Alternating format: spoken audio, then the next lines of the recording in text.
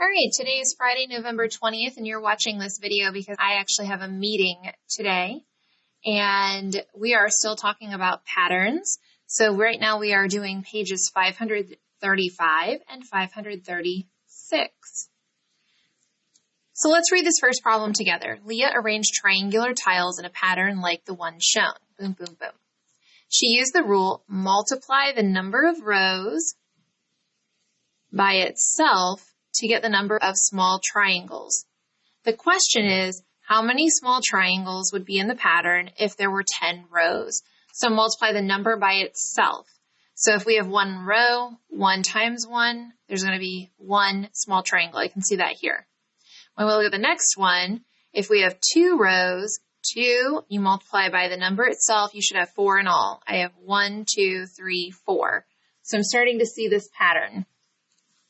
Here, I have 3 rows, meaning I have 1, 2, 3 rows, just so you can see what they're referring to by rows.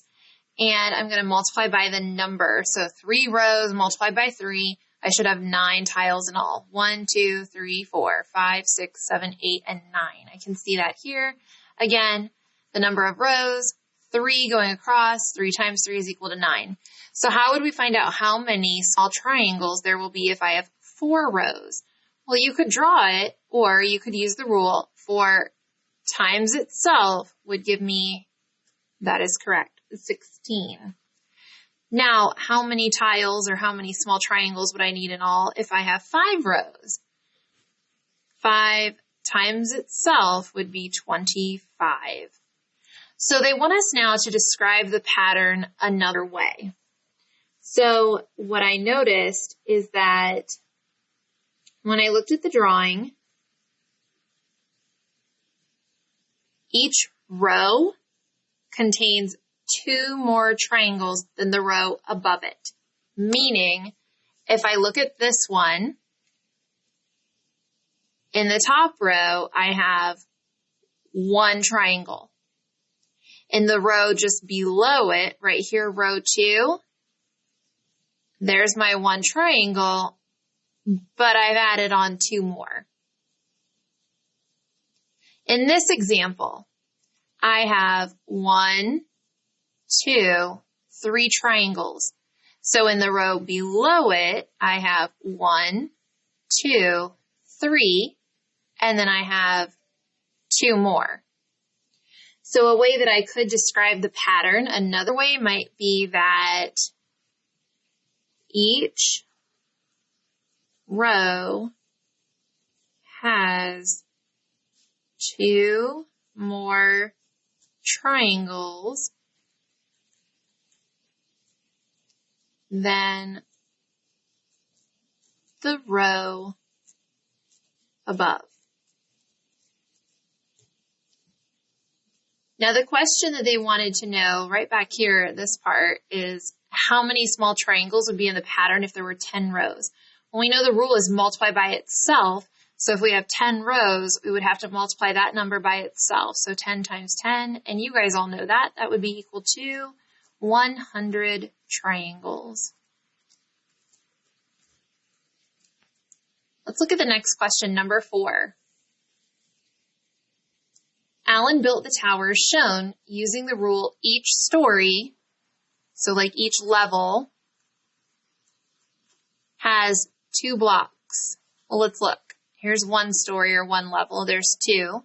And then we go up the second story, there's 2 blocks. And then we go up again. So we're just increasing by 2 as we move up. The question is, how many blocks will a 10-story tower have? Well, if we're increasing by 2, then we just multiply the number of levels or the number of stories times 2. 1 times 2 gave us 2. 2, multiply that by 2, 4. 3 times 2, so 4 times 2. We would have 8, and 5 times 2, we would have 10. So now, just like before, they're going to ask us another question about the rule, or the pattern. Another way to describe the pattern that is not described by the rule. We said the number of blocks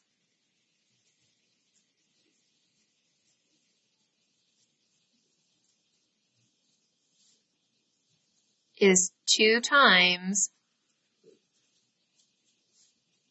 the number of stories.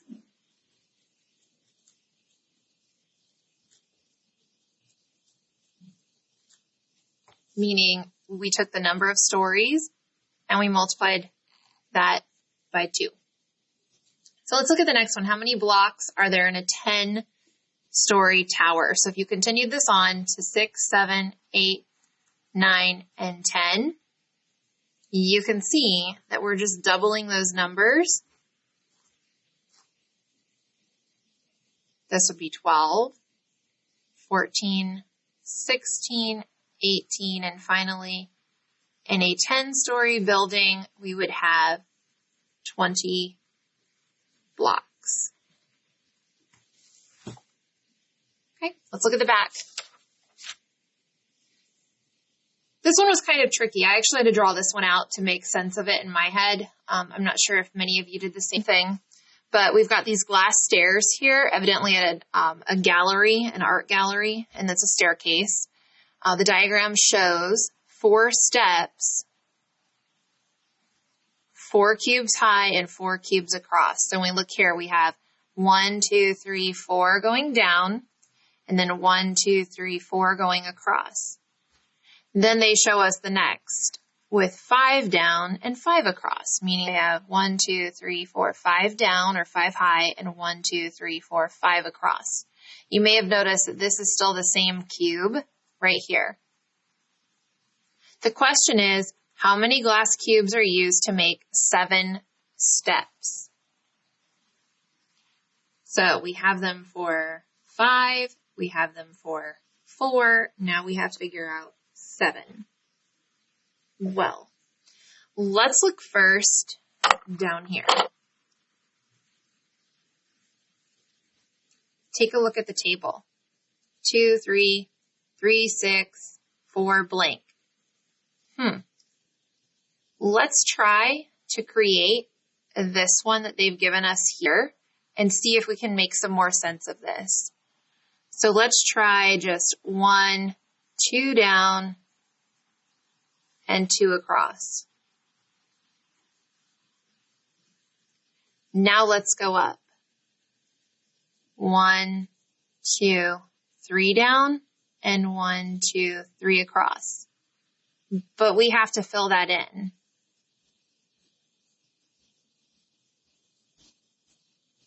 What I notice is that I have 2 by 2, and I have 3 total.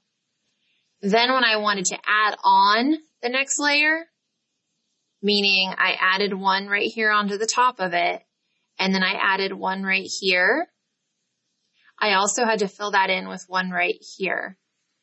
So here's my original 3, and now I have 4, 5, 6. So it looks like I took this total number needed,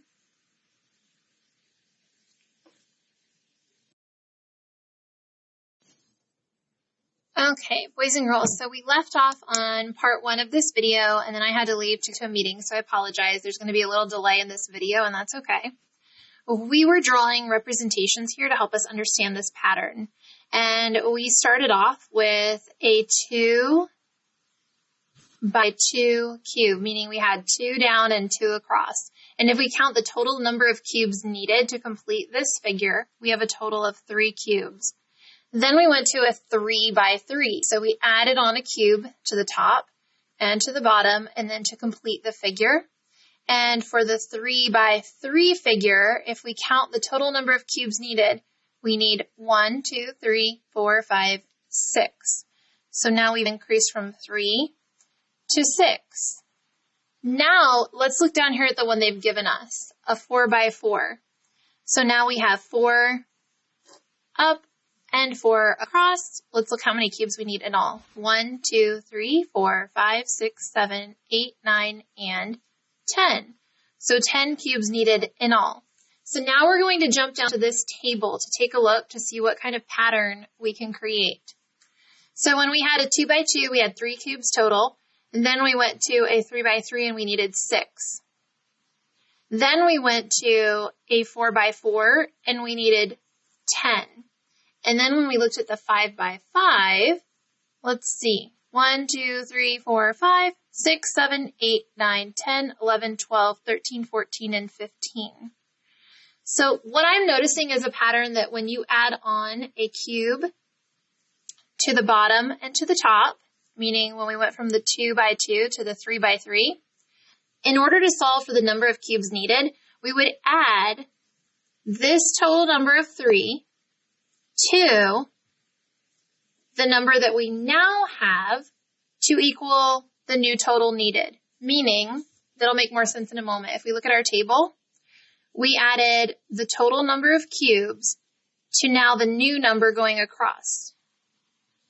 That gave us our new total. Again, we add the total number now needed, increasing by 1 on each side, and that gave us the 10 that's needed now. So when we add 10 to 5, we arrived at 15. And then if we have 15 cubes in all and we increase by 1 on each side, 15 plus 6 would give us a total of 21. So the pattern that we've solved is that every time you add a step,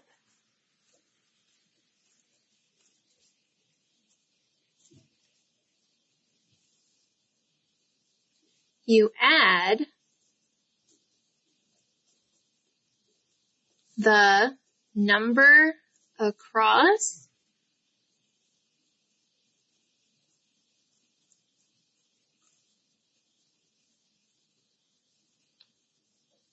or up to the previous number of cubes needed. So the previous number needed.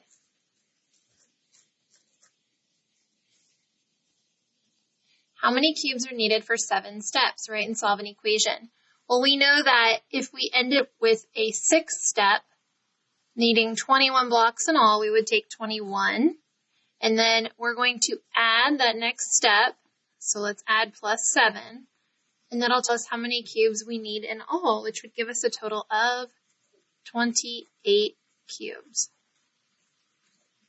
Great job today. I know that with this one was pretty tricky.